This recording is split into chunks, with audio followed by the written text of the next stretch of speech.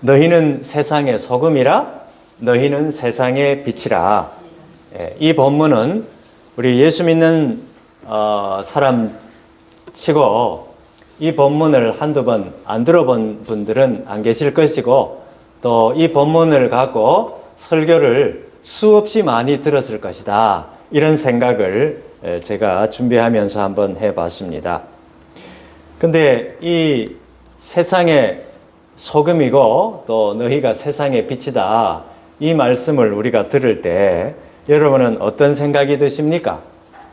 아, 내가 세상의 소금이지, 또 내가 예수 믿으니까 세상의 빛이지, 그렇게 이제 생각하면서 세상의 소금처럼 내가 살아야 되겠다, 맛을 내는 삶을 살아야 되겠다, 또 빛을 비추는 그런 삶을 살아야 되겠다, 이런 결단을 여러분 아마 한두 번은 해보셨을 거라 그렇게 생각이 됩니다.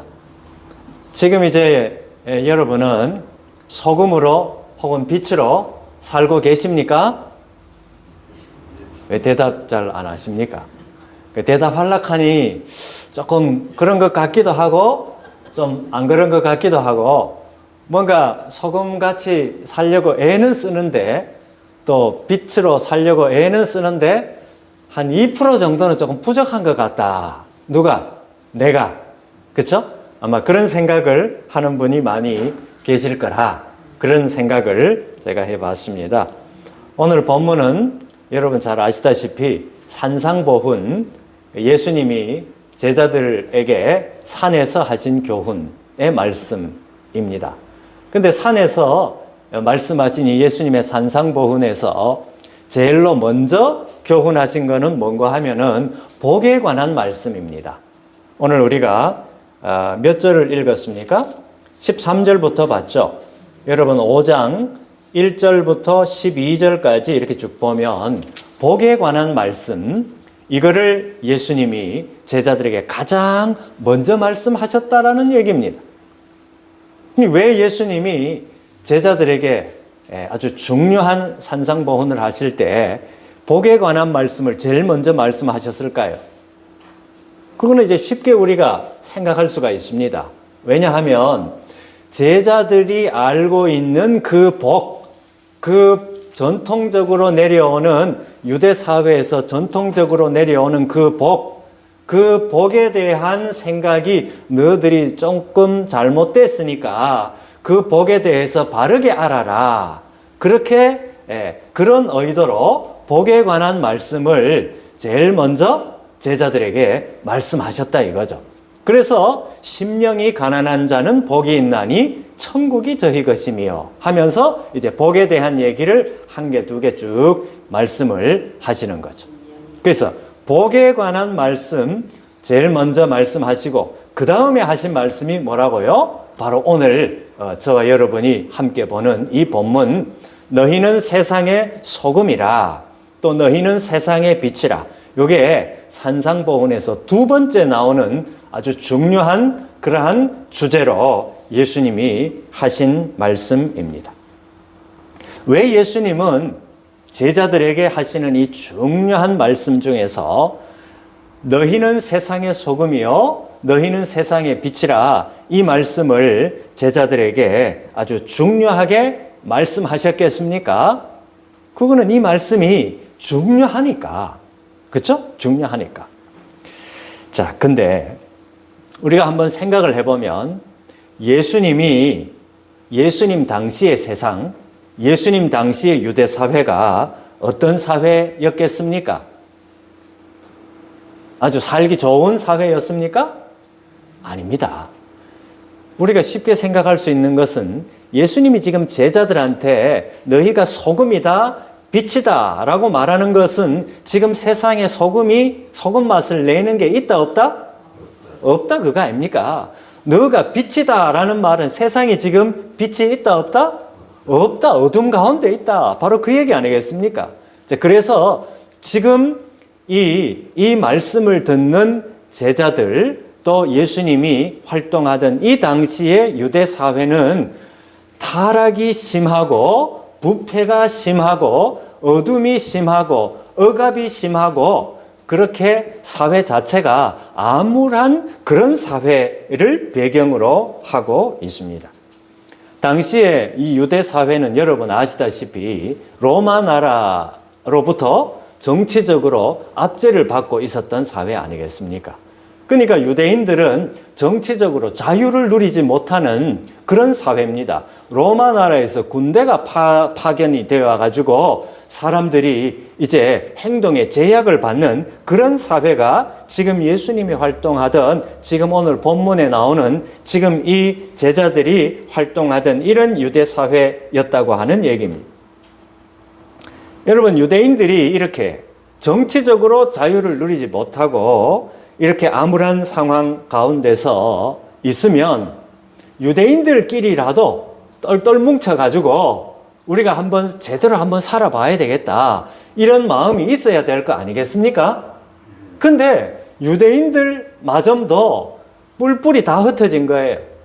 특히 어려움이 몰려오면 몰려올수록 이 지금 유대사회, 예수님 당시의 이 유대사회는 정치적으로 암울한 사회였고 또 유대인들끼리도 서로 물고 뜯는 그런 사회였다. 그게 어디에 나와 있는데? 유대인들끼리 서로 물고 뜯는 사회였다라는 말은 우리가 여러분 잘 아시는 세리 삭개오 기억나십니까? 예, 세리 삭개오. 삭개오는 유대인입니다. 세리 삭개오 얘기를 보면 이 유대 사회가 얼마나 썩어 문드러졌는지를 알 수가 있는 거죠. 삭개오는 세리입니다. 세리는 세금을 거두는 사람 아닙니까? 그 세금을 거둬 가지고 그래서 자기가 월급을 받고 또 세금을 이제 정부에다가 그렇게 바치는 거 아닙니까? 근데 이 세리 삭개오가 어떻게 합니까? 원래 거둬들여야 될 세금보다 더 엄청 많은 거를 거둬들여 가지고 지 주머니에 많이 집어넣고 그러고 갖다 바치려고 하니까, 그러니까 원래 거둬야 되는 세금보다 더 많은 세금을 사람들로부터 그렇게 탈취를 한 거죠. 그러니까 같은 유대인 동족들끼리도 세리 그러면 진절머리가 나는 거예요. 저 세리는 뭐 하는 사람이다? 우리 같은 동족의 피를 빨아먹는 사람이다. 안 그래도 지금 우리가 먹고 살기 어려운데 벼룩에 간을 뽑아먹지. 예? 이런 소리를 듣는 사람이 누구라고요? 이 세리 삭개오. 그죠? 이런 사람들이었다고. 이게 사실 우리가 세리 삭개오 얘기를 들어보면 이 당시에 유대 사회가 얼마나 힘 있는 사람이 힘 없는 사람을 탈취하고 힘 없는 사람을 억압하고 누르고 막 이런 사회였는지를 우리가 잘 알 수가 있습니다. 그래서 세리 삭개오는 그만큼 당시에 이 유대 사회가 썩고 타락하고 이런 사회였다고 하는 것을 볼 수가 있습니다. 자, 근데 문제는요, 이 세리들뿐만 아니라 힘 있는 사람들뿐만 아니라 종교 지도자들마저도, 이 당시에 종교 지도자들마저도 당시에 세리 이상으로 타락했다고 하는 얘기입니다. 여러분, 원래 종교는, 어떤 종교든 고등 종교는 한 사회에서 질서를 유지하고 도덕적으로 어떤 부패하지 않도록 그렇게 사람들이 도덕적으로 바른 삶을 살도록 안내하는 그런 역할을 모든 일반 고등 종교가 그렇게 하는 거 아니겠습니까? 근데 시대마다 종교가 타락을 해버리니까 사람들이 이제 기댈 데가 없는 거예요. 원래 사람들이, 힘없는 사람들이 특히 기댈 수 있는 데가 종교인데요. 근데 유대 사회에서, 예수님 당시의 유대 사회에서 이 종교 지도자들마저도 썩어 문드러져 있으니까 이제 서민들이 더 기댈 데가 없는 거예요. 유대인들 중에 힘 있다 하는 사람들은 전부가 다 자기들 입속 챙기기에 바쁘고, 그러다가 보니까 힘없는 사람들은 더 힘들고 더 어려운 상태가 되어버렸다. 바로 그 얘기입니다. 여러분, 예수님의 그 성전 청결 사건, 예수님이 이제 성전에 들어가셔서 돈 바꾸는 자들과 비둘기 파는 자들의 상을 둘러 엎으셨다. 이 얘기 아시죠? 그렇죠? 그 당시에 그 사람들 전부 그거 팔았는 거, 돈 바꾼 거, 그거 갖고 그 당시에 성전 지도자들한테 이제 뭐라 합니까? 돈을 건네주고, 그래야 자기들이 거기서 그 장사를 계속할 수 있으니까. 그런 식으로 이제 종교 권력하고 다 결탁이 되어 있던 바로 그런 시대였다고 하는 얘기죠. 그래서 이렇게 유대 사회에서 종교 영역마저도, 종교 지도자들마저도 썩어 있었으니까 서민들이 이제 더 이상 기댈 데가 없는 바로 그런 사회였다고 하는 얘기죠. 자, 이렇게 당시의 상황이 이제 썩고 부패한 그런 이 유대 사회에서 이제 예수님은 이제 제자들한테 가장 필요한 것이 뭐냐? 그게 바로 소금이다. 그게 바로 빛이다.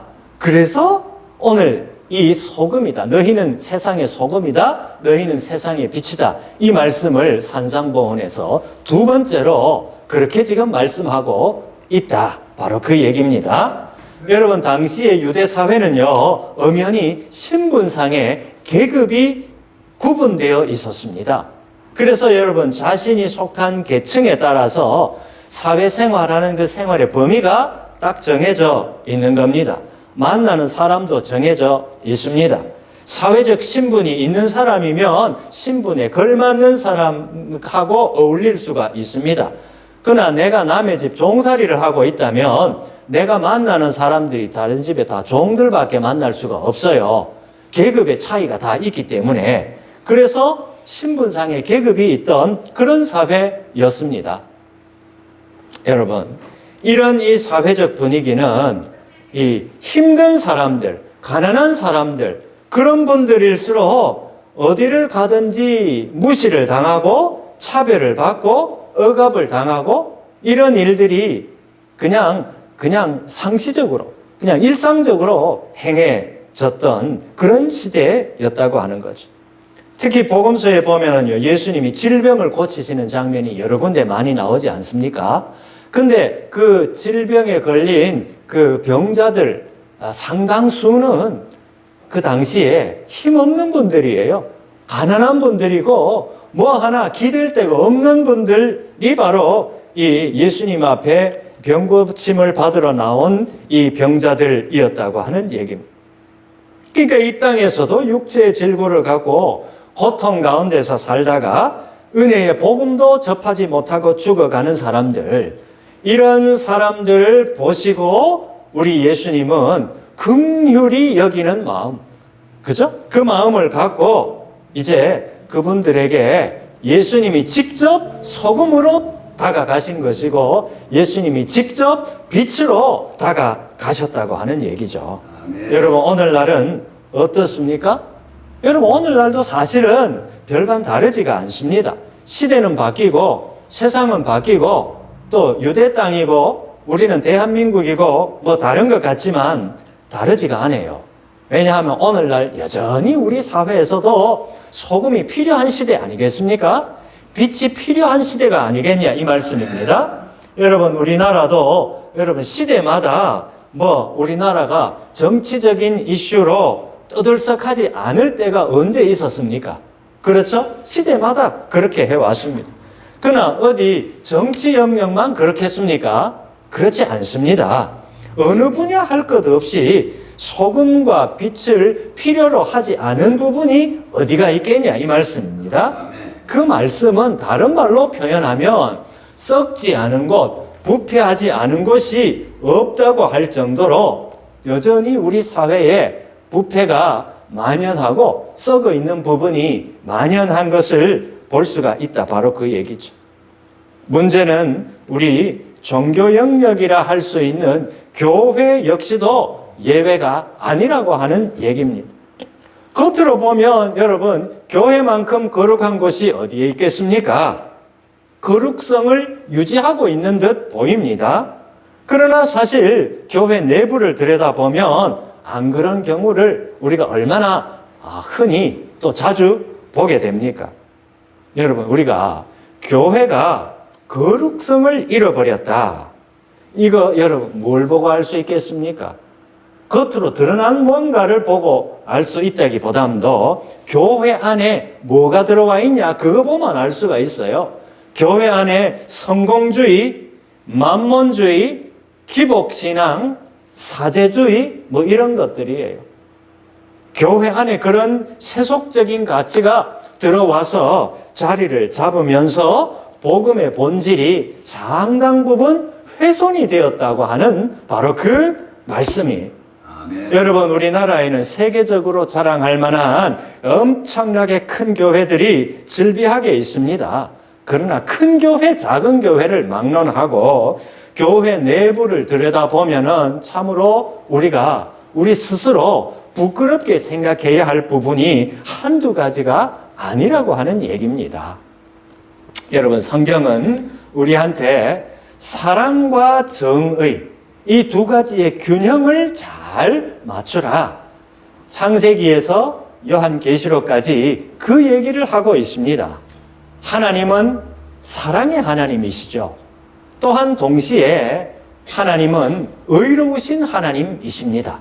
하나님의 사랑과 하나님의 의로우심, 이거는 하나님의 속성 중에 가장 중요한 두 가지 속성이죠. 여러분이 자녀를 키워보시면 아실 거 아니겠습니까? 자녀를 키울 때 아이고 이쁘다고 아이고 요거 내 새끼 요거 내 새끼 그렇게만 하다가 보면 그 아이가 사랑만 주다가 보면 어떻게 됩니까? 애가 좀 삐뚤게 나갈 수 있을 거 아니겠습니까?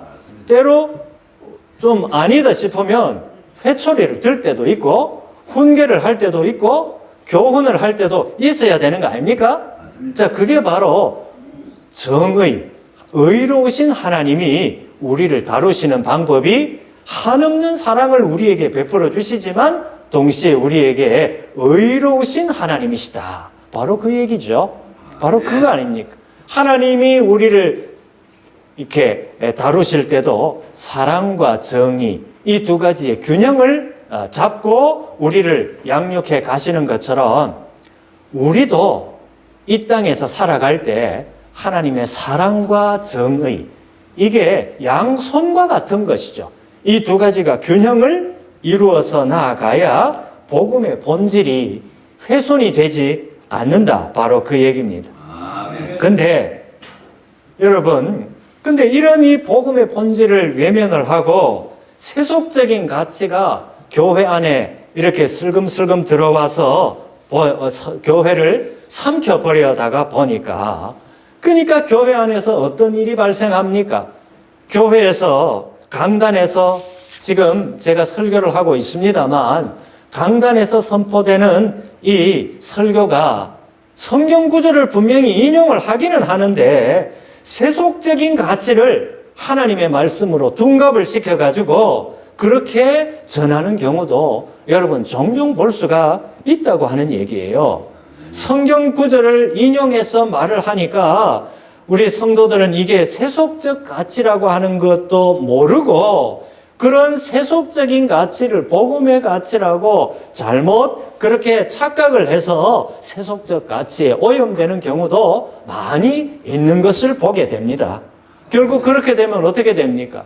예수님이 말씀하셨잖아요. 소경이 소경을 인도하는. 그렇죠. 시각장애인이 시각장애인을 인도하는 그런 결과를 초래하고 말 것이라 바로 그 얘기. 그래서 여러분들도 이제 설교를 들으실 때도 주일날 제대로 설교를 듣는 분은 어떤 분이냐? 주중에 성경을 제대로 읽는 분들이라야 주일날 설교를 제대로 들을 수 있다. 바로 그 말씀입니다. 아멘. 여러분 주중에 성경을 많이 읽으시고 대하시고 그렇게 하시기를 바랍니다. 아멘. 여러분 우리가 모두가 경건을 말합니다. 그러나 참된 경건의 모습은 오늘 우리에게서 찾아보기가 어렵다고 하는 얘기. 경건의 모양은 있으나 경건의 능력은 사라져버린 그런 세상이라 그 얘기. 여러분 세상은 그렇다 치더라도 어떻게 교회가 이렇게까지 사람들로부터 신뢰를 못 받는 상태로 빠져버렸냐. 여러분 어떻게 이렇게 됐겠습니까? 여러분, 이렇게 우리가 정통교회라고 하는 교회가 힘을 잃어버리고 이렇게 망가지고 이렇게 하다가 보니까 더더욱 이단들이 활개를 치고 정통교회를 조롱을 하고 세상 사람들은 1단인지 2단인지 어떻게 합니까? 교회라고 하는 데는 뭐 어떤 교회라 하든지 도매금으로 그냥 세상에서 그렇게 업신여김을 당하는 그런 시대가 되어버렸다고 하는 얘기예요. 이 사실이 오늘 우리가 진짜로 통회하고 참회하고 우리 가슴을 치야 하는 그런 상황이 아닐 수가 없다고 하는 얘기예요. 그렇지 않습니까, 여러분? 우리가 하나님의 백성이고 우리가 하나님의 나라를 건설해 나가고 우리가 예수 그리스도의 뒤를 따라가는 사람이라면 이런 현실에 대해서 우리가 머리를 풀고 죄를 덮어쓰고 옛날에는 그래 했다 아닙니까? 회개해야 될 사람들이 오늘 우리 예수 믿는 우리라고 하는 얘기입니다. 여러분, 오늘 우리가 우리의 개인적인 기도의 제목을 갖고 하나님 앞에 아뢰고 있습니다.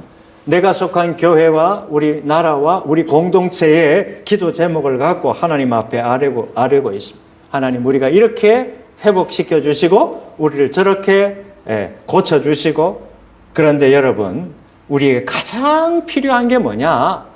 교회가 교회다운 모습을 회복하는 것.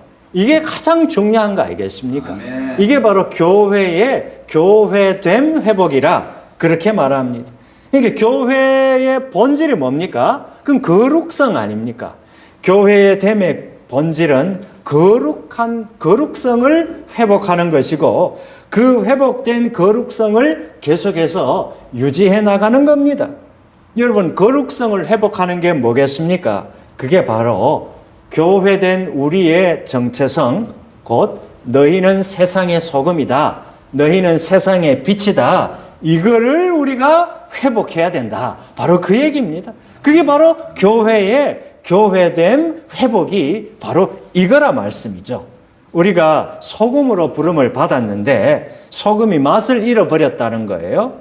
우리가 빛으로 부름을 받았는데 우리에게서 빛이 사라져 버렸다라는 거예요. 그러니까 어떻습니까? 자연히 타락과 부패와 어둠이 찾아와 가지고 교회가 힘을 잃어버렸다. 바로 그 말씀입니다. 여러분, 오늘 본문 13절에 한번 보십시다. 너희는 세상의 소금이니, 이렇게 나와 있습니다. 여기서 너희는 누굽니까?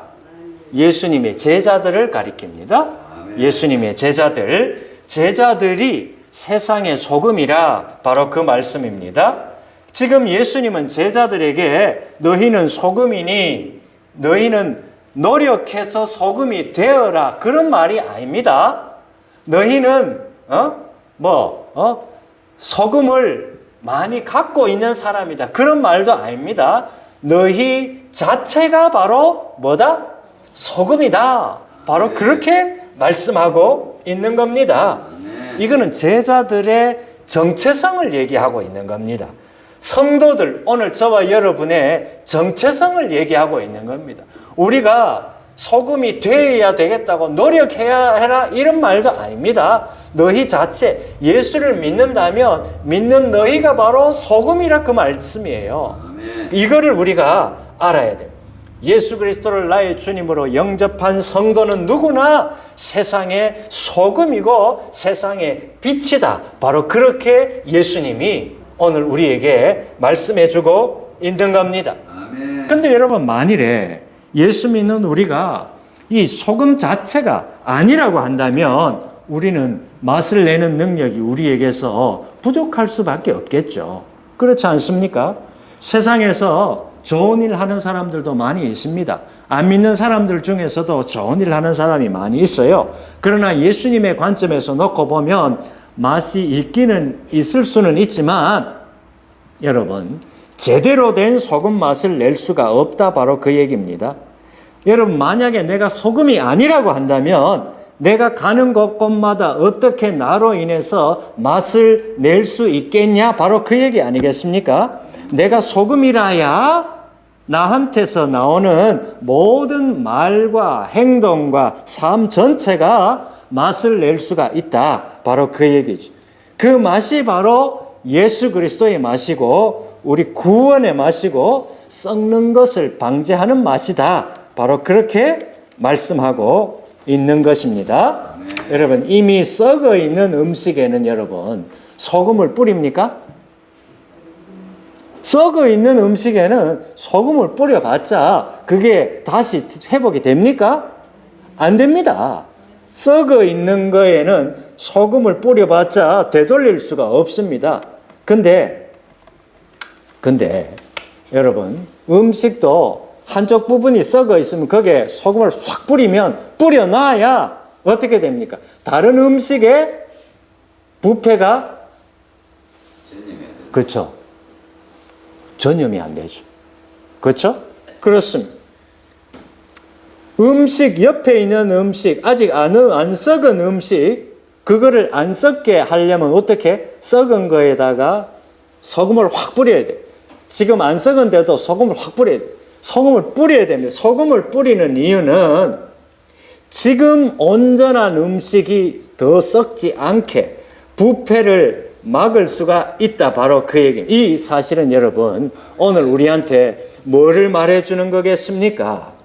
비록 소금이 이미 썩어버렸고 이미 부패해버린 것을 정상으로 되돌릴 수는 없다고 하더라도 그 부패를 더 확산시키는 것은 어떻게 할까? 방지할 수가 있다. 바로 그 얘기 아니겠습니까? 소금의 역할은 사실 거기까지예요. 썩어 있는 것을 온전한 것으로 바꾸는 것은 소금이 하는 역할이 아니라 우리 예수님이 하실 수 있는 거예요. 예수님만이 그걸 할 수 있습니다. 우리는 그걸 못해요. 그거는 예수님한테 맡겨드려야 돼요. 그렇잖아요. 그래서 여러분, 우리가 아무리 뭐 이렇게 하고 저렇게 하고 한다 해도 우리 이 사람이 할 수 있는 것은 한계가 있을 따름입니다. 궁극적으로 누가 해 주셔야 돼요? 하나님이 해 주셔야 돼요. 예수님이 해 주셔야 이게 궁극적인 변화가 일어난다. 바로 그 말씀입니다. 여러분, 썩은 것이 더 썩지 않도록 방제하는 역할로 부름받은 사람이 누구라고요? 저와 여러분, 바로 소금으로 부름받은 소금된 우리의 사명이라고 하는 얘기입니다. 여러분, 그렇다면은 오늘 예수 믿는 저와 여러분은 너무 스트레스 받을 필요가 없습니다. 뭔가 하면 때로 우리는 이런 생각을 할 경우가 있잖아요. 나는 예수를 믿는데 예수 믿는 내가 세상에서 빛과 소금의 역할을 감당을 해야 되는데, 그래서 내가 가는 곳마다 어둠이 빛으로 변하고 또 타락한 사람이 나로 인해서 다시 온전하게 회복이 돼야 되는데, 근데 이상하게 내가 소금이고 빛인데 나를 통해서 그렇게 되는 사람이 잘 없고 막 그게 잘 안 되더라, 이 얘기입니다. 여러분, 그렇다고 해서 너무 실망할 필요는 없다. 바로 그 얘기입니다. 어떤 목사님은요, 한 교회에서 내가 20년, 30년을 목회했는데도 교인들이 변화가 안 되더라. 그렇게 하면서 실망하고 낙심하는 그런 목사님도 제가 봤습니다. 여러분, 사실은 한 영혼의 마음이 변화가 되고 심령이 변화가 되는 것은 목사가 하는 게 아닙니다. 누가 하셔야 되고요? 하나님께서 하시는 거죠. 하나님께서 우리 모두가 다 그렇다고 하는 얘기입니다. 여러분, 오히려 여러분, 우리는 나로 인해서 내 주변에 타락한 사람, 부패한 문화, 내 주변에 타락한 문화, 이런 것이 원래 상태로 회복되는 그 회복이 안 되는 현상에 대해서 낙담하거나 실망할 필요가 없고 그것을 이상하게 생각할 필요가 없다. 바로 그 얘기. 왜냐하면 궁극적으로 그것은 누가 하신다? 하나님께서 하시는 일이기 때문에. 여러분, 나로 인해서 내 주변 사람들이, 내가 속한 일터가, 내 가정의 식구들이 이전보다 더 타락한 상태로 나빠지지만 않았더라면 그 사실 자체가 바로 예수 믿는 내가 지금까지 소금으로 살았다, 빛으로 살았다, 이것을 보여주는 하나의 증거가 될 수가 있다. 바로 그렇게 우리가 받아들일 필요가 있습니다, 여러분. 그렇게 해야 그게 사실은 맞는 거 아니겠습니까? 내가 들어가서 이렇게 변화가 됐다? 내가 거기 들어가서 그 사람들이 이렇게 변화가 됐다? 여러분, 그렇게 생각하면 누가 그렇게 했다고요? 내가 그렇게 했다고 하는 것은 하나님을 뒤로 제껴버리는 그 사실 자체가 하나의 뭡니까? 일종의 교만이 아니겠습니까? 하나님 앞에서 우리 사람이 할 수 있는 것은 더 부패하지 않도록, 더 썩지 않도록 방지하는 소금의 역할을 감당하는 거다. 나는 빛의 역할을 감당하는 것일 뿐이다. 궁극적인 변화는 하나님께서 이루신다. 여러분, 이거 꼭 기억하실 수 있기를 바랍니다.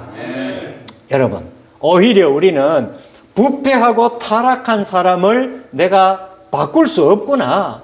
부패하고 타락한 이 문화를 내가 온전하게 회복시킬 수 없구나. 이거를 하나님 앞에 솔직히 인정할 필요가 있습니다. 오직 하나님만이 그런 사람을 회복시킬 수 있고, 오직 하나님만이 그렇게 안 좋은 문화를 온전한 문화로 회복시킬 수 있다. 이거를 우리가 알아야 된다고 하는 얘기죠.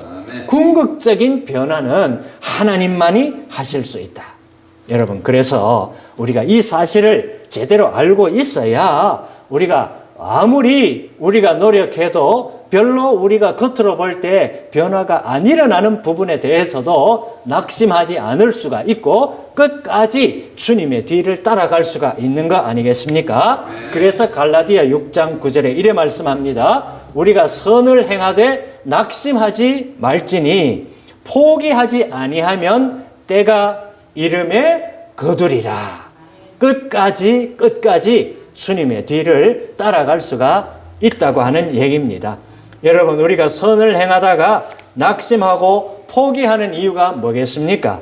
그것은 내가 이렇게 노력을 하고, 내가 이렇게 열정을 내고, 내가 이렇게 모든 것을 다 바쳐서 헌신을 했는데도 그에 합당한 결과가 안 나온다고 생각하니까 낙심이 되고 포기가 되고 이런 거 아니겠습니까, 여러분? 여러분, 소금은요, 이미 부패한 생선, 이미 부패한 사람, 이미 부패한 문화를 온전한 걸로 회복시키는 그런 역할을 하는 게 소금이 아니라고 하는 얘기요. 다만 더 부패하지 않도록 방지하는 역할을 하는 거다.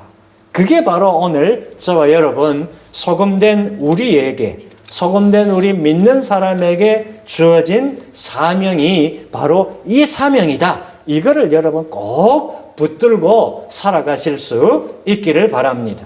이제 여러분 말씀을 정리합니다. 오늘 본문에서 소금은 맛을 내는 거다. 그렇게 말합니다. 그러나 소금이 맛을 잃어버리면 어떻게 된다고요? 쓸모가 없어져서 밖에 버리워져서 사람들 발에 밟힐 뿐이다. 지금 나는 여러분 맛을 내는 소금입니까? 맛을 잃어버린 소금입니까?